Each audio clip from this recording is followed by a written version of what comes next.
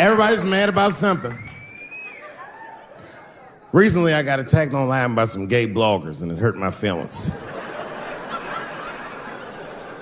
I have no problem with gay people, but I fucking hate bloggers. I'm not saying it because this person was gay. They was acting like a bitch online. They was like mischaracterizing my jokes, trying to make a point off of me, when it was really, it's like, yo, I'm your ally, motherfucker. I'm not trying to stop gay people. I got better shit to do. This motherfucker was saying things to try to get gay people to beat me up. Seriously, he was like, Dave Chappelle's jokes. I don't know how he actually talks, I'm just making his voice up. Dave Chappelle's jokes were an affront to the manhood of all gay men. What the fuck does that mean? I didn't say anything that would allude to gay men not being men. I know you're men.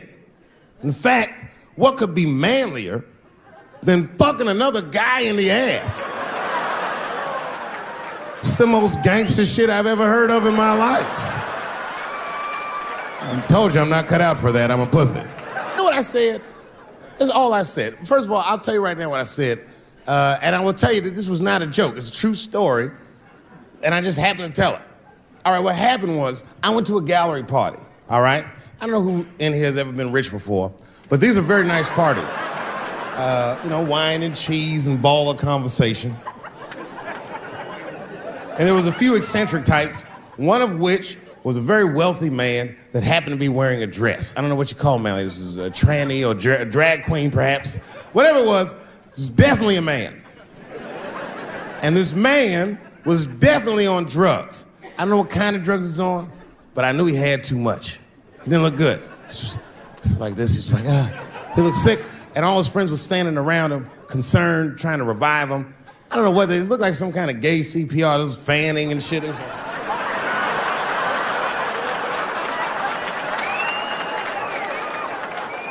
I saw all this from a distance. Now, I should have minded my own business, but I got curious. I was like, oh. And I went over there. All I said, excuse me, gentlemen, is he okay? And then they looked at me like I was evil. She is fine. I'm sorry, I didn't know this is what we were doing. Here's my thing. I would support anybody's right to be whoever they feel like they are inside. I'm your ally in that. However, my question is, to what degree do I have to participate in your self-image? Is it fair that I have to change my whole pronoun game up for this motherfucker? That doesn't make sense. Seriously. If I put on an Argyle sweater and I'm like, hey everybody, I feel like a white guy in this sweater and I want some goddamn respect and a bank loan. That's not gonna work. Give a fuck how I feel. Why should I give a fuck how you feel? Nigger is a pronoun. But there was no time for philosophical debate. This was an emergency situation. I said, fine. Sorry, guys. I was just worried because she looks terrible. And she just fell off the bench. Appears that her dick is popping out of her dress. You mind if I call an ambulance, champ? I'd rather not be at a party where a tranny ODs. There's too many questions to answer.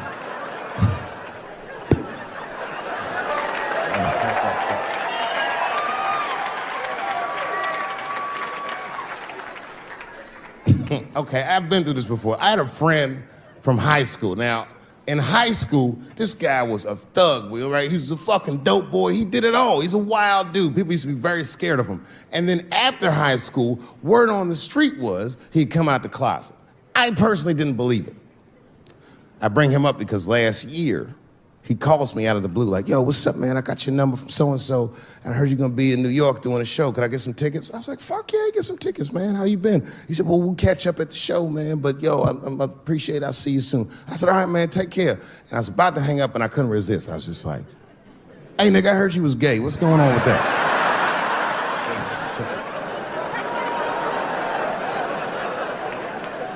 And I wish I didn't ask, because he sounded like he was dying to talk about that shit.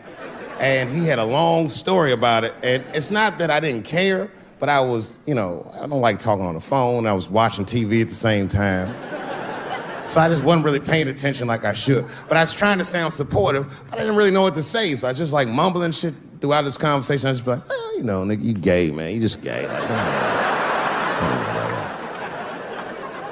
This went on for a while, and then finally I had to say something like definitive to get him off the phone. And I was like, hey, man, you know what? Don't let people get you down, all right?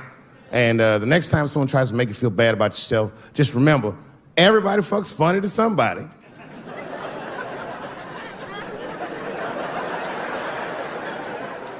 He didn't like that shit. He's like, what the fuck does that mean? I said, huh?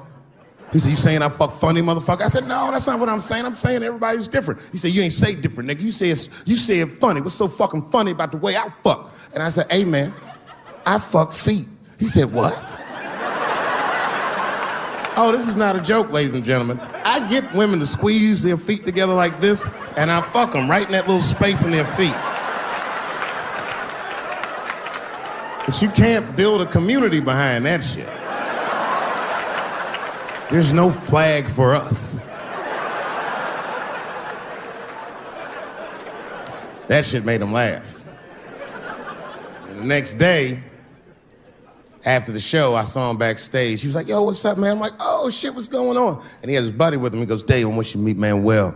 Manuel's my fiance. We're in New York getting married because it's legal here. I said, well, gracias. And he went to go get some drinks. And then my buddy looked at me, he was like, so Dave, what do you think? And I started mumbling again. You gay, nigga, you just gay. He said, yeah, I'm a little nervous about getting married, man. It's a big step. I said, yeah, it is, it's a big step. He said, well, you've been married for a while.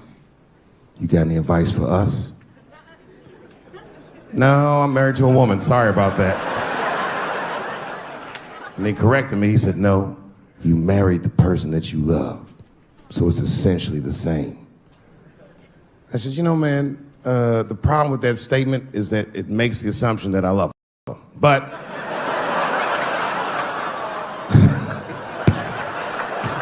you guys lighten the fuck up. Of course I love my wife. She laughs at this shit. As a matter of fact, she eats and spends this shit. You know what I told him? I told him, I said, you know what you should do, man? First of all, you shouldn't do it. I'm talking about being legally married. It's not that you're gay as much as just legal marriage is a fucking diabolical leverage game in the United States. I'm just being honest. Devoid of religious significance or the idea of love, marriage is nothing but an awful contract that you shouldn't sign. I'm just being real. Because you start out loving each other, and then like 2 years later, you're just building a case against one another for a hypothetical court date that may or may not ever happen. You throw being gay on top of that, that shit is explosive. Like I said, Ray Rice shit. Okay, right after Ray Rice went through all that shit, I was at a party and I met this kid, Michael Sams. You know Michael Sams? Very nice guy. He's the first openly gay NFL player. And Mike's a very nice guy, very brave guy. But when I met him, I couldn't help but thinking, his wife up in the elevator. Is that domestic violence or is that just two niggas working shit out in the elevator? You know what I mean?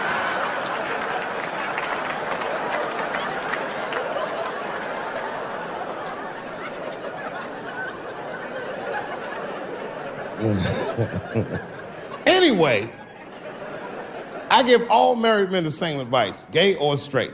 Get a dog. This dog will love you all the time, but she's not going to. It's real talk. I didn't even know about dogs, and my kids got the dog. They brought him home from the shelter, and I didn't even want him. They were like, can we keep him? I said, nope. I said, where'd you even get this dog? They're like, we got him from the shelter. I was like, ugh. Probably something wrong with him. Can't keep him. And then my kids started crying and screaming like the dog had gambling debts. Please, Dad, if you don't let us keep him, they're gonna kill him. I was like, oh. All right, you can keep him. And this dog was a menace. I hated his guts. Then one night I'd smoked a bunch of weed and I was eating a sandwich And Baba came over. Baba's the dog. He came over and was staring at me. This will make you very uncomfortable if you're just looking at you usually.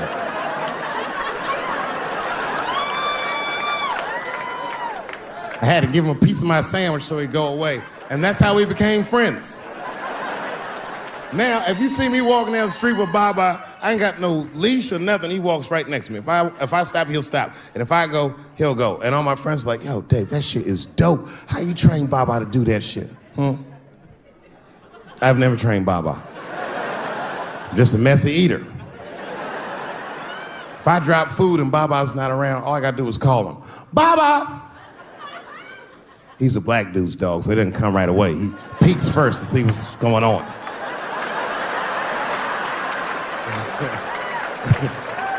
I gotta tap my foot so he can see the food. Over here, little buddy. And he's like, thanks, Dave. He'll come get it and run off. But he knows all my habits. Like, if he smells weed in the house, he'll be like, nah, this motherfucker's about to eat. And he'll just come running.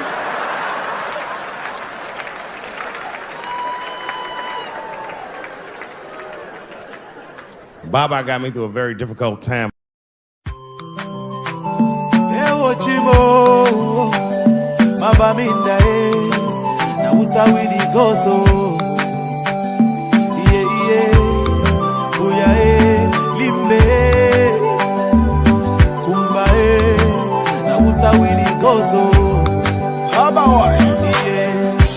Something is killing me slowly, and I'm feeling so lonely. But this thing I must to talk, oh. All my people, they for bush, oh. And our children now they go for school, oh. But nobody fit to talk, oh. We get to plenty, so many things where we really want to complain to you. See these people where they kill us, are the people where they got for protect me, yeah. Our children, they for prison. Our leaders, they for prison. Now they calling for dialogue. Now who and who go talk, oh.